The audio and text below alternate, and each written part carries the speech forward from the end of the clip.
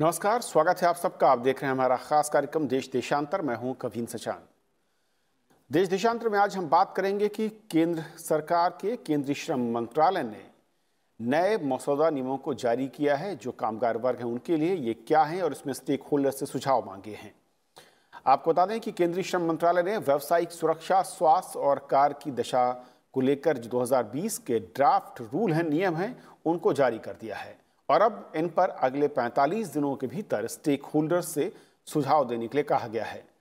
इन मसौदा नियमों को देखें तो इसमें खास तौर पर श्रमिकों को तय प्रारूप में अब नियुक्ति पत्र यानी कि अपॉइंटमेंट लेटर दिए जाने की बात कही गई है, जिसके अलावा उसमें उनका नाम, किस कैटेगरी में उनका अपॉइंटमेंट हो रहा है, क्या मजदूरी होगी, इन सब की जानकारी अपॉइंटमेंट लेटर में ही देने की बात कही गई है।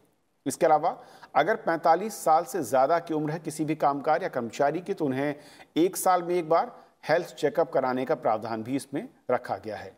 और इसके अलावा साल में एक बार यात्रा भत्ता का नियम भी इसमें जोड़ा गया है। ये कुछ प्रमुख हैं। इसके अलावा कुछ और महत्वपूर्ण नियम हैं, उनको भी समझेंगे और समझेंगे कि मौजूदा जो सिस्टम है वो क्या है, क्या जो नियम नए आ रहे हैं उसमें क्या नई चीज़ें जोड़ी गई हैं, या पहले जो नियम थे उनमें से क्या हटाया गया है, उसके पीछे की वजह और उसका असर भी समझेंगे। हमारे साथ 3 खास मेहमान हैं। पीपी मित्रा साहब हमारे साथ हैं, फॉर्मर प्रिंसिपल एडवाइजर रहे हैं लेबर और एम्प्लॉयमेंट मिनिस्ट्री में, आपका स्वागत है। हमारे साथ संग्राम पटनायक साहब हैं, एडवोकेट हैं सुप्रीम कोर्ट में, आपका भी स्वागत है। उर्मी गोस्वामी हैं, असिस्टेंट एडिटर इकोनॉमिक टाइम्स में, उर्मी आपका भी स्वागत है। शुरुआत में संग्राम जी आपसे करना चाहूँगा कि अगर मैं इन ड्राफ्ट रूल्स को देखूँ, ये भी देखना महत्वपूर्ण है कि इसमें क्या खासियत है, क्या खास बातें हैं जो कि ड्राफ्ट रूल इशारा कर रहे हैं, और साथ ही साथ पहले के जो नियम थे अब तक जिन्हें जो लागू हैं उनमें क्या बड़े चेंजेस या बदलाव की ओर इशारा ये ड्राफ्ट रूल करते हैं। देखिए, ये जो कदम उठाया गया है जरा सा सराहनीय, मतलब उसमें कोई मतलब सेकंड ओपिनियन नहीं है कि जो इतना दिनों से हमने वेट कर रहे थे कि सिंप्लीफाई करने के लिए हमारा जो रूल्स है and the regulations and the law है, आज डिबेट कर रहे हैं या डिस्कशन कर रहे हैं इसी मुद्दे पे लेके कि जो 13 एक्ट जो ओल्ड स्टैट्यूट है 1948 फैक्ट्री एक्ट से लेके 1996 तक जो बिल्डिंग कंस्ट्रक्शन एक्ट है, तो 13 जो ओल्ड सेंट्रल लेजिस्लेशन है उनको उन्होंने इकट्ठा करके एक डिसिप्लिन मोड में आप सपोज मैं एक प्रैक्टिसिंग लॉयर हूं, मुझे भी पता है कि हाँ ठीक है ये चीजें इस एक्ट में है। आज उसको सिंप्लीफाई करके आपने एक ही एक्ट में एक ही रूल्स में आपने रखे हैं और आपने सुझाव मांगे हैं कि हाँ इसमें कोई कमी और आपने कुछ चाहते हैं कि हाँ ये इसको चेंज करना चाहिए, अमेंड करना चाहिए, तो आपका सुझाव मांगा गया कि 45 में आपने उसको रखेंगे। बट मैंने जो चीजें हम लोग सोचते थे या हम लोग जो सोचते थे कि ये इंडस्ट्री में अफेक्ट हो रहा है, सपोज जैसे कि एक फीमेल वर्कर है, आज आपने अगर उसको एम्प्लॉय करना चाहते हैं तो उनका कंसेंट लेना पड़ेगा, प्रोवाइडेड अगर आपने 6 बजे सुबह 6 बजे से पहले और रात को 7 बजे या शाम को 7 बजे के बाद उनसे काम लेना चाहते हैं, उनका कंसेंट जरूरी है। ठीक है, नाउ ये सारे जो बेनिफिशियल लेजिस्लेशन जो आया, आप इवन के आपने अभी बता रहे थे कि जैसे कि 45 इयर्स आपको हो गया, आपको compulsorily medical treatment free of cost provide किया जाएगा। ये सारी चीजें पुराने स्टैच्यू में कहीं पर नहीं था जो मैंडेटरी है। फॉर एग्जांपल सपोज मैं एक आज इंडस्ट्री रन कर रहा हूं, मेरे को कोई कंपल्सन नहीं है कि मैं 45 ईयर से अबव एम्प्लॉइज को मैं कंपल्सरीली मैं इनको मैंडेटरीली ये जो मेडिकल जो टेस्ट जो होगा जो भी आपने देना चाहते हैं as per the new rules, तो ये मेरे को मैंडेटरी नहीं है। सिमिलरली एक एम्प्लॉयमेंट लेटर आपको मैं आज एम्प्लॉय रखना चाहता हूं, मैं ब्लाइंडली आपको एक अपॉइंटमेंट लेटर दे दिया हूं, आपने आके काम करेंगे, बट ये स्पेसिफाई नहीं था कि ठीक है आपको प्रमोशन मिलेगा, कितना साल में मिलेगा, आपका एफिशिएंसी, ऑल दीज थिंग्स सारी चीजें आपको उसी लेटर में रखना पड़ेगा विच इज मैंडेटरी। ये सबसे बड़ी बात है, ये नहीं कि मेरे पास ऑप्शन है। पहले क्या होता था, हाँ ठीक है कि मैंने दिया नहीं दिया, आप लेबर कोर्ट में गए, डिस्प्यूट एडजुडिकेट होगा, प्रूव होगा कि आपने इतना दिन से काम कर रहे थे। आज के दिन में वो सारी चीजें कुछ नहीं, अगर ये अप्रूव हो गया मैं जो सोचता हूं, मे भी आज कोई बोल सकता है कि लेबर फ्रेंडली है, बट कहीं ना कहीं पर ये तो सबको एग्री करेंगे कि इसका बाद कोई डिस्प्यूट नहीं रहेगा। सपोज आज आपने एम्प्लॉयमेंट, आज आपकी सेक्शन में for example cine workers television में इंडस्ट्री में जो काम कर रहे हैं, सपोज मैं आज आपको बोलता हूं कि भाई 8 घंटे से ज्यादा काम करना है, आपने बोलते हो कि मेरे को तो आज पता है कि 8 घंटे से ज्यादा कोई भी इंडस्ट्री में काम नहीं होगा। सेकेंडली जो और एक जो changes, it may be minor changes. Suppose for example, मैं कुछ एग्जांपल दे रहा हूं बिकॉज समय की पाबंदी है। नाउ सपोज फॉर एग्जांपल, आपने 15 मिनट से आपने सपोज आपने एक्स्ट्रा आवर्स जो होता है, सपोज आपने 8 घंटे के बाद आपने 15 मिनट काम कर दिए, 20 मिनट काम कर दिए, उसको काउंट नहीं कर जाता एक्स्ट्रा आवर्स। आज के दिन में अगर आपने 15 से 30 मिनट तक काम किए तो उसको एक आवर ऐड किया जाएगा। ये जो बेनिवोलेंट लेजिस्लेशन आया, तो मेरा कहने का मतलब है कि कहीं ना कहीं पर हमारा इंडस्ट्री को सपोर्ट करेगा, number one. Number two, workers friendly है। सी कभी कभी हमें लगता है, मैं और एक भी एग्जांपल दूंगा, कोविड आया, जो कोविड में हमें कुछ लेसन मिला है। Lesson for example, migrant workers, आपको माइग्रेट में to and fro journey fare दिया जाएगा। आपको पता होगा ये सिचुएशन हमारा आया था कि जैसे कि मार्च के महीने में लॉकडाउन डिक्लेयर हो गया, लोग कहीं किस कोने से किस कोने तो पहुंच रहे हैं, ना खाने के लिए है, ना कोई फेयर है, बस की फेयर नहीं है, ट्रेन की फेयर नहीं है। ये सारी चीजें नहीं होगा अगर सपोज फॉर एग्जांपल मैं टू एंड फ्रो जो फेयर है मैं उसको मैंडेटरी देना पड़ेगा। तो ये जो मेरे को कभी कभी लगा जो गैप रह गया था, वो सारी चीजें मतलब कम हो गया। और सिंगल लाइसेंस फॉर एग्जांपल, आपको आज के दिन में कॉन्ट्रैक्ट लेबर में अगर आपने काम करे, आपको सिंगल लाइसेंस लेना पड़ेगा। आपको ये नहीं कि आपने अपने 72 स्टेट में, सपोज आपने 5 स्टेट से ज्यादा में काम कर रहे हैं, तो ये नहीं कि आपने 5 स्टेट से आपने परमिशन लिए फिर जाके आपने काम किए। ये भी आपको ये सुविधा जो कॉन्ट्रैक्टर्स जो है, जो कॉन्ट्रैक्ट लेबर में काम कर रहे हैं, उनको ये सुविधा मिलेगी। सिमिलरली जो जो आपने सैलरी दे रहे हैं, फॉर एग्जाम्पल आपने एक एम्प्लॉय को, वाई एम्प्लॉय को आपने इतना सैलरी दे रहे हैं, उसको अपने मैंडेटरीली इलेक्ट्रॉनिक मोड में करेंगे। कभी कभी क्या होता था कि एम्प्लॉयर ने डिक्लेयर तो कर दिया कि मैं मिनिमम वेजेस एक्ट में एक अमाउंट दे रहा हूं, बट वो देता नहीं था। इसीलिए इलेक्ट्रॉनिक मोड में जब किया जाएगा, उससे ऊपर या कम में कोई डिबेट की इश्यू नहीं रहेगा कोर्ट में डिसाइड करने के लिए, नहीं नहीं ये तो कम इसको सैलरी मिल रहा था, इन्होंने ज्यादा डिक्लेयर किए। So electronic mode is the mandatory one. तो मेरे को कभी कभी लगता है कि ये जो चीजें, सारी चीजें जो आया, जो बेनिफिट लेजिस्लेशन आया, तो ये कहीं ना कहीं पर हमारा इंडस्ट्री जो है उसको रेगुलेट करेगा। और कल किसी को डिस्प्यूट और डाउट नहीं रहेगा। जिसको हमने आज तक इंतजार कर रहे थे, 1948 फैक्ट्रीज एक्ट लेके आज तक कितने सारे ओल्ड एक्ट्स को इन्होंने कंबाइन करके जो एक ही जो मुद्दे पे आए हैं कि हाँ ठीक है ये स्ट्रीमलाइन हो जाएगा। मेरे को लगता है एम्प्लॉयर और एम्प्लॉय दोनों को इसमें फायदा होगा, रादर देन कि सिर्फ एम्प्लॉइज को फायदा हो रहा है। लास्ट पॉइंट में ये बोलूंगा, लास्ट एक आधा मिनट का ये तो हमने, चलो ठीक है, हमने आज बोल रहे हैं कि ये लेबर फ्रेंडली है, employers friendly, it's not that. America में और ये यूके में 10 जने से कम में भी ये अप्लीकेबल है, बट हमारा यहाँ पर इस देश में 10 से होकर ऊपर है, तो आपने फिर भी ये लिबर्टी दिया गया कि आपका इस इंडस्ट्री में अप्लीकेबल नहीं है।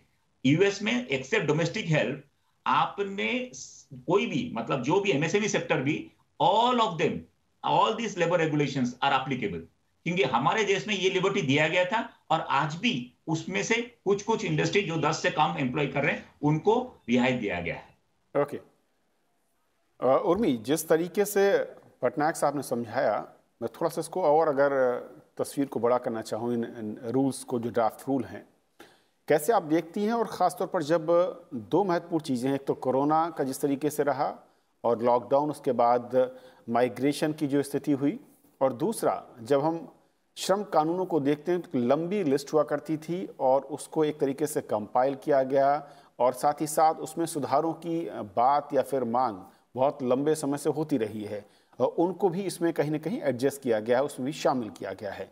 तो अगर इन ओवरऑल रूल्स को देखें, ड्राफ्ट रूल को, किस तरीके से आप देखती हैं, चाहे वो इंडस्ट्री के नजरिए से हो, चाहे वो श्रमिक वर्ग या कामगार के नजरिए से हो? आपने सही बोला कि एक, और जैसे इन्होंने पहले भी बोला है कि आप अगर ये रूल्स को देखें तो एक चीज समझ में, एक चीज क्लियर होता है कि हमारे देश में अगर आप जो श्रमिक और वर्किंग पॉपुलेशन है, वहां देखेंगे कि ज्यादातर लोग अनऑर्गेनाइज सेक्टर में काम करते हैं। और ये जो रूल्स पहले होते थे, जो लेबर लॉज, जो पहले जो 13 लेबर लॉज की बात कही गई है, वो ज्यादातर श्रमिकों पर लागू नहीं होता था क्योंकि वो लोग अनऑर्गेनाइज सेक्टर में थे। तो ये सबसे बड़ी उपलब्धि इस कोड की और बाकी जो 3 कोड है उनकी भी ये है कि अनऑर्गेनाइज सेक्टर को एक हिसाब से, अनऑर्गेनाइज वर्कर्स को एक हिसाब से एक कानून के दायरे में ले आने की कोशिश है। ये सबसे बड़ी उपलब्धि है। तो अब आपने बात बोली पोस्ट कोरोना जो माइग्रेंट लेबर मूवमेंट हुआ, आप देखेंगे कि क्योंकि ये अनऑर्गेनाइज लेबर को एक नियम के दायरे में लाने की कोशिश हो रही है, कैसे इनको सुविधाएं मिल सकती है। जैसे कि पहले उन्होंने बोला कि आप जो अनऑर्गेनाइज लेबर है, जो माइग्रेंट लेबर है, उनको घर जाने की अपने काम के शहर से या काम के राज्य से अपने घर वापस जाने की कोई सुविधा नहीं दी जाती थी। और उसका जो आउटकम हुआ हमने वो देखा लॉकडाउन के पश्चात, कि लोगों को अब कितना कष्ट करके घर पहुंचना पड़ा, चल के या किसी और उपाय से। अब ये मैंडेटरी हो गया, एक हिसाब से कानूनन जरूरत पड़ गया है कि जो एम्प्लॉयर है उनको साल में एक बार घर वापस जाने की जो प्रावधान करनी पड़ेगी। और उसमें भी एक मिनिमम है कि आप तो सेकंड क्लास स्लीपर या बस, मतलब कुछ भी पैसे हाथ में थमा दिया वो नहीं चलेगा, एक स्टैंडर्ड है। पर तो ये एक हिसाब से जो कमियां थी पहले, क्योंकि हमें ये मान के चलना पड़ेगा कि हमारी जो वर्कफोर्स है वो ज्यादातर अनऑर्गेनाइज सेक्टर में रहेगी और उसको फॉर्मल सेक्टर में लाने के लिए टाइम लगेगा। पर इसका मतलब नहीं कि हम उनकी जो सेफ्टी है, चाहे उनकी जो स्वास्थ्य और उनकी जो ऑक्यूपेशनल जो सेफ्टी है, उनको दरकिनार नहीं कर सकते। तो कैसे उनकी ये जो जरूरत है हम पूरी करेंगे। ये जो नियम है और ये कोड है, ये जो नियम बनी है उस कोड के तहत बनी है, तो वो कैसे वो पूरी करती है। दूसरी बात यह है कि 13 कानूनों को इकट्ठे लाए हैं और इन 13 कानून के तहत जो वर्कर्स को एड्रेस किया गया है वो बहुत बड़ी वेरिएशन है। आप देखेंगे डॉक वर्कर्स से लेके माइन वर्कर्स, फिर वर्किंग जर्नलिस्ट भी है, ऑडियो विजुअल में भी है। तो मतलब जो रेंज है बहुत बड़ा है।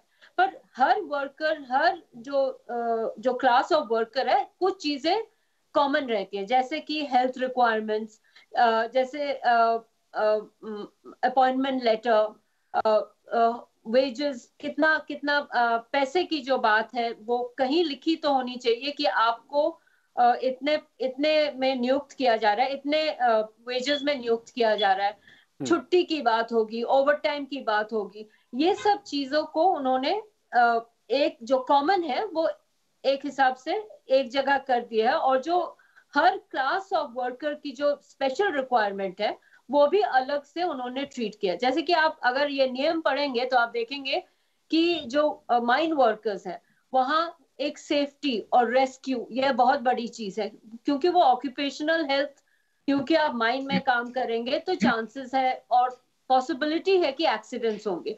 पूरा जो प्रतिक्रिया है सेफ्टी की वो सब कोड मतलब एक हिसाब से लिखी गई है, नियम बनाए गए हैं, ये मैंडेटरी है। क्या ट्रेनिंग होनी चाहिए जो रेस्क्यू वर्कर होगा उसकी, क्या फैसिलिटीज होने चाहिए, कितने लोग के लिए कितने फैसिलिटीज, ये पूरा लिखा गया।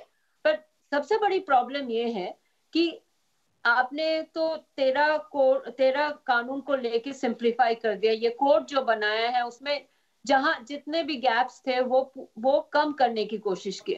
पर जो सबसे बड़ी प्रॉब्लम हमारे देश में रहती है वो है इनको आप कैसे लागू करते हैं। मैं इस पॉइंट पर भी उर्मी आऊंगा, जो आपने कहा वो बहुत महत्वपूर्ण हो जाता है। लेकिन उससे पहले अगर बदलावों की बात करें, और मित्र साहब इसमें मैं आपको लाना चाहूंगा कि जो दो चीजें हैं, तो ये कि कुछ नए प्रावधानों को जो शामिल किया गया है, चाहे वो जैसा कि पटनायक साहब ने कहा कि हेल्थ चेकअप की बात हो रही हो, चाहे वो ईयरली जो है LTC वगैरह की बात इसमें शामिल की जा रही हो, या अपॉइंटमेंट लेटर के तरीके या डिजिटल मोड में जो पेमेंट है उसकी बात हो रही हो, लेकिन कुछ नए सेक्टर्स को भी इसके दायरे में लाना और ऐसी इकाइयां जिनमें जो संख्या थी निर्धारित वर्कर्स की उसमें पहले काफ़ी ज़्यादा थी, इसको कम करके 10 तक पहुंचाना है। ये जो 3 चीज़ें हैं इसको आप कैसे देखते हैं और क्या बड़ा इससे जो दायरा है उसका इम्पैक्ट क्या होगा?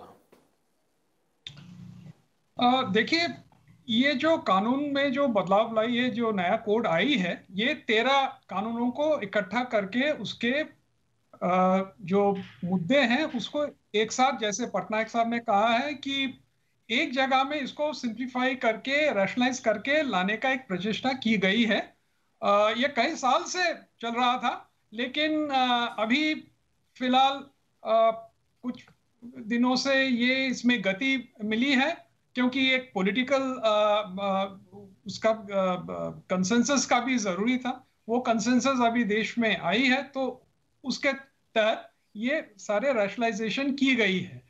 इसमें जैसे कि कहा गया है कि अनऑर्गेनाइज्ड वर्कर्स का भी एक प्रावधान, क्योंकि सुरक्षा और स्वास्थ्य ये सिर्फ माना जाता था कि ये ऑर्गेनाइज सेक्टर जो संगठित श्रमिक वर्ग है उन्हीं के बारे में ज्यादा लागू होना था, लेकिन अभी इसको डायरेक्ट पूरा क्षेत्र में पूरा वर्कर्स कैटेगरी में उसको एक्सटेंड किया गया है, विशेषकर अनऑर्गेनाइज्ड वर्कर्स के मुद्दे को रखते हुए। जैसे कि हमने कोरोना जब लॉकडाउन हुई थी कोविड के संदर्भ में, तो हमें देखने को मिला कि ये माइग्रेंट वर्कर्स की समस्या, तो ये सारे जो मुद्दे हैं इसको कैप्चर करने की कोशिश, एक प्रचेष्टा की गई है।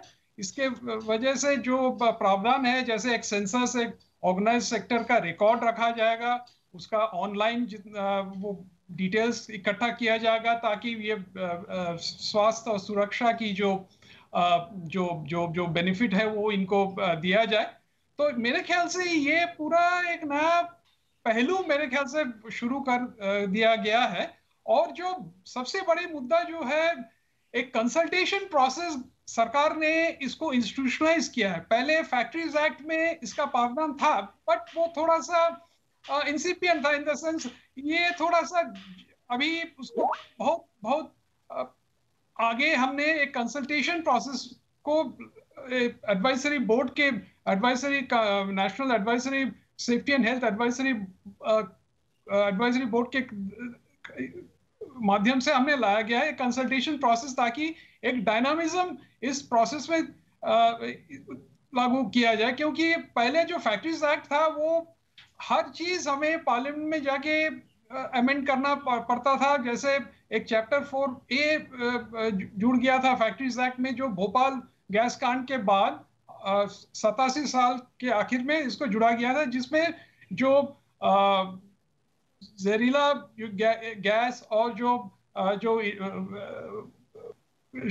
ये इंडस्ट्रीज है उनके बारे में इसको लागू करने के बात कही थी। अभी वो जो कंसल्टेशन प्रोसेस है उसको अभी सारा ही सेक्टर में करके एक एडवाइजरी बोर्ड का निर्माण का प्रस्ताव है। और मेरे ख्याल से ये जो कंसल्टेटिव प्रोसेस जो सरकार ने लाई है इस कानून के तहत, ये मेरे ख्याल से काफी डायनामिज्म लाएगी इस प्रोसेस में, और हमें कवरेज, और जैसे जैसे हम एक्सपीरियंस गेन करेंगे, जैसे जैसे हम ये मुद्दा आगे बढ़ेगी, उसको हम कवर करके उसको अमेंड करके इनकॉर्पोरेट करने का एक कोशिश रहेगी इसमें। तो इस हिसाब से मेरे ख्याल से ये काफी बड़ा एक स्टेप इन्होंने ली है।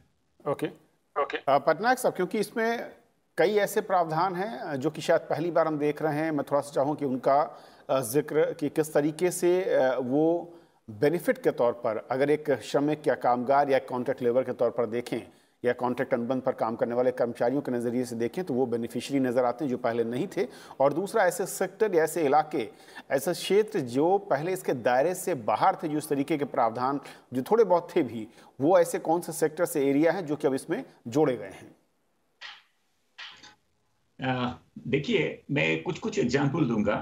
फॉर एग्जाम्पल, आपने एक फीमेल वर्कर है, आपने उनका कोई प्रावधान नहीं था कि आपने उनको pickup and drop facility provide करेंगे। अगर वो 7 बजे के बाद आपका ऑफिस में आके काम करना चाहते हैं, या 6 बजे, सुबह 6 बजे से पहले उनका अगर जो टाइम पीरियड है, तो आपने पिकअप एंड ड्रॉप फैसिलिटी, ये आपको कहीं पर कानूनी तौर पर ये कंपल्सन नहीं था, प्रोवाइड कर रहे थे। There are number of organisation, जैसे कि आपने गुड़गांव में किसी का ये है, आपने 100 लोगों एम्प्लॉय किए हैं, आपने रात को आता था, आपको वैन पिकअप करता था, ड्रॉप करता था। बट आज के दिन में वो सारी चीजें नहीं कि ऑप्शन है, आपने करना ही पड़ेगा।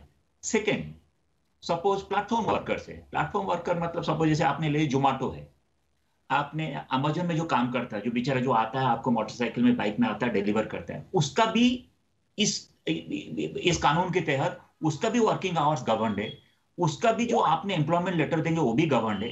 सो ये जो सारी चीजें जो नए नए जो चीजें है, suppose for example platform workers में नॉट जोमेटो नहीं है, अमेजन नहीं है, काफी सारे लोग जो आज के दिन में आपने सॉफ्टवेयर इंडस्ट्री में है, आपने टेलीकॉलर है, आपने वहां पर बैठ के आपने काम कर रहे हैं, आपने कहीं पर भी नहीं जा रहे।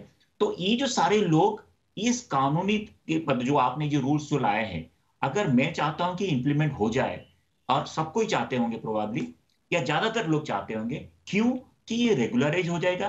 कुछ कुछ सेक्टर को जो आपने अटेंटिव ये में देखे नहीं थे, कमी क्या है, सपोज फॉर एग्जांपल एक फीमेल बात करे, उनको आपने जो वॉशरूम या कंफर्ट रूम फैसिलिटीज है वो लिमिटेड होगा, ये सारी चीज स्पेसिफिकली मेंशन्ड है इस रूल में।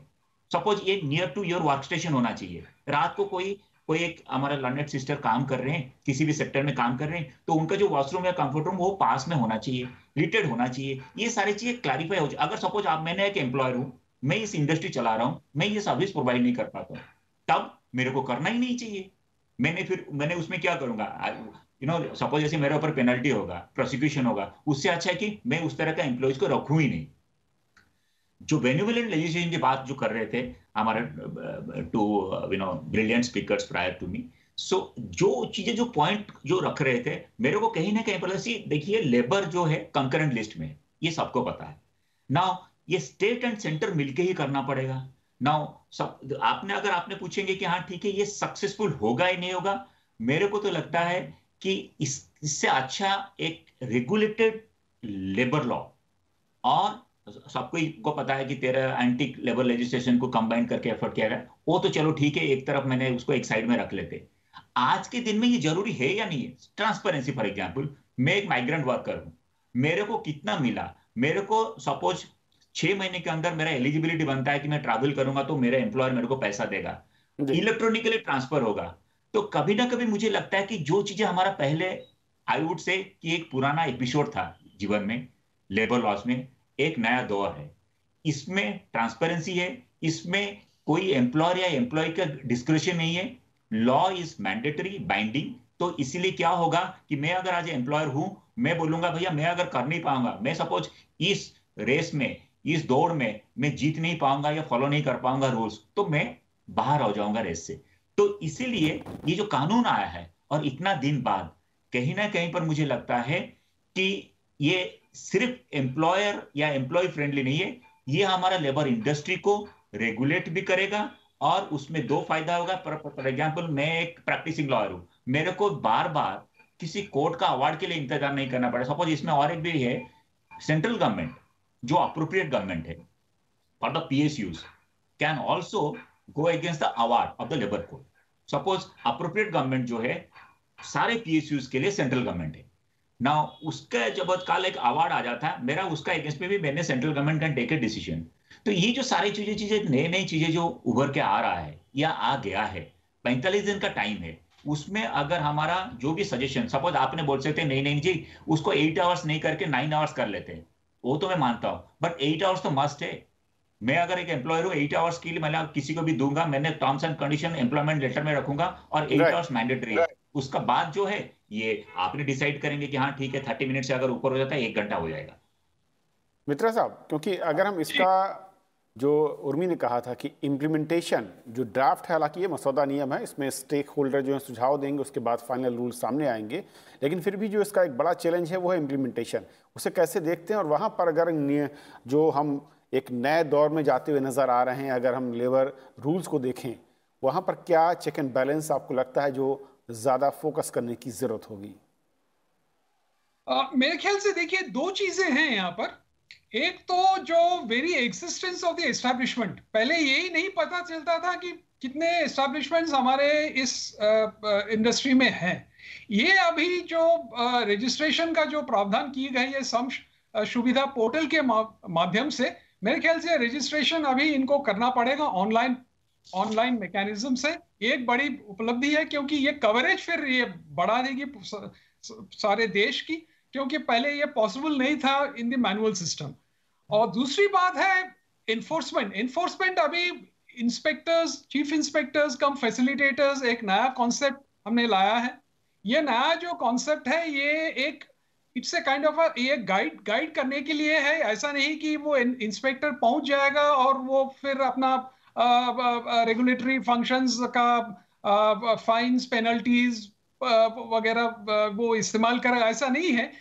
जैसे मैं आपको पहले भी कह रहा था कि एक कंसल्टेटिव वातावरण का हमने इसमें एक लाया है थ्रू दी एडवाइजरी बोर्ड्स, ताकि ये एक डायनामिज्म इस प्रोसेस में आए। और इंस्पेक्शन का भी सिस्टम जो है it is based on trust, या कि हम भरोसे पे चलेंगे, लेकिन ये भरोसा अगर टूटा, अगर कोई मान लीजिए गलत इंफॉर्मेशन, गलत सूचना दी है संसुविधा पोर्टल के माध्यम से सरकार को, या कोई कंप्लेंट हुई है ट्रेड यूनियंस के द्वारा, तब उस पर उनको बख्शा नहीं जाएगा। ट्रांसपेरेंसी हम लाए हैं जरूर, लेकिन इसके ये मतलब नहीं है कि हम उसको वायलेट भी करेंगे, ऐसी बात नहीं है। सो नेचुरली ये एक दोनों ही इस तरह से इन्फोर्समेंट मैकेनिज्म को based on trust, but if there is a breach of trust हम उसको सख्ती से निपटेंगे। ये एक सेंट्रल इसका मैसेज है। और भी वक्त बहुत कम है, लेकिन संक्षेप में चाहूँगा कि जिस तरीके से हम आगे बढ़ते देख रहे हैं लेबर सुधार और उसके रूल्स को लेकर, दिशा ठीक है, लेकिन जो सबसे बड़ी चुनौती आती है वो राज्य स्तर पर इसको लागू करना और निगरानी। जी, ये सबसे बड़ी चुनौती है। और इसके लिए एक दूसरा उपाय यह है, आप तो इंस्पेक्टर राज में वापस नहीं जाना चाहते हम लोग। ये अवेयरनेस बढ़ानी चाहिए, ताकि लोगों को, जो श्रमिक है, उनको मालूम पड़े कि उनके क्या राइट्स हैं। जैसे कि ये जो नियुक्ति पत्र की बात की गई है, ये नई चीज है। पर आप अगर पूछेंगे कहीं भी, आप कोई कंस्ट्रक्शन साइट पे जाइए, आप पूछेंगे तो आपको पता चलेगा कि आधे जो वर्कर्स हैं उनको मालूम ही नहीं कि उनको नियुक्ति पत्र मिलनी चाहिए। तो ये जो अवेयरनेस है ये बढ़ानी चाहिए, और अवेयरनेस बढ़ानी चाहिए। एक ग्रीवेंस रिड्रेसल की एक आसान तरीका होना चाहिए। ऐसा ना हो कि जिसको ग्रीवेंस हो उसको 10 चक्कर काटने पड़े अपने कंप्लेंट सुनवाई के लिए और उसका समाधान के लिए। दूसरा और तीसरा ये है कि जो एंटरप्राइज है, या जो कंपनी है, या जो मतलब एस्टैब्लिशमेंट है, जो नियम पालन नहीं करता है, उसको अगर उसकी जो पनिशमेंट होनी चाहिए नहीं पालन करने के लिए नियम, वो एग्जेम्पलरी होनी चाहिए। ताकि एक एग्जाम्पल बन जाए और आगे जाके ये ना दोबारा रिपीट हो। ये सबसे बड़ी चुनौती रहेगी। नियम तो अच्छे हैं और एक दिशा भी सही है, और उम्मीद करते हैं कि शायद राज्य उसको इसी भावना के साथ जब इसको इम्प्लीमेंट करने की बारी आएगी, उस पर इसकी खास जो फोकस जिसका जिक्र किया हमारे पैनलिस्ट ने, वहां पर रहेगा। आप तीनों का बहुत बहुत शुक्रिया। तो आज फिलहाल इतना ही। नमस्कार।